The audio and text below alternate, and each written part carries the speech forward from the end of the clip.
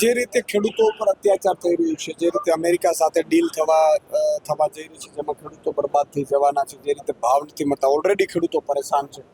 ભાવ હોય, ખાતર હોય, બિયારણ હોય, જંતુનાશક દવા હોય, કમોસમી વરસાદ હોય, પાક વીમા યોજના હોય, આ બધામાં અને એપીએમસીમાં કડદામાં ખેડૂતો ઓલરેડી પરેશાન છે. એની ઉપર જ્યારે અમેરિકા સાથે ડીલ થશે ત્યારે ખેડૂતો બરબાદ થઈ જશે.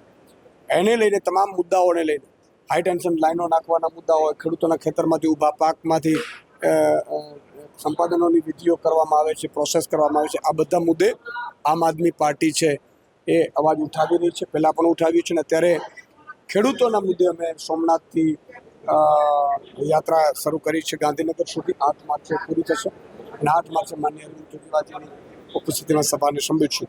આ એટલા માટે કરવું પડે છે કે અત્યારે જો નહીં કરીએ તો ખેડૂતોને ભાજપ પાયમાલ કરી દેશે. અને એટલે આ તમામ મુદ્દે અમે પરિવર્તન લાવો, કિસાન બચાવો. પરિવર્તન લાવો એટલા માટે કે હવે ભાજપ ઉપર વિશ્વાસ નથી. હવે પરિવર્તન લાવવું એ જ છેલ્લો ઉદ્દેશ્ય છે.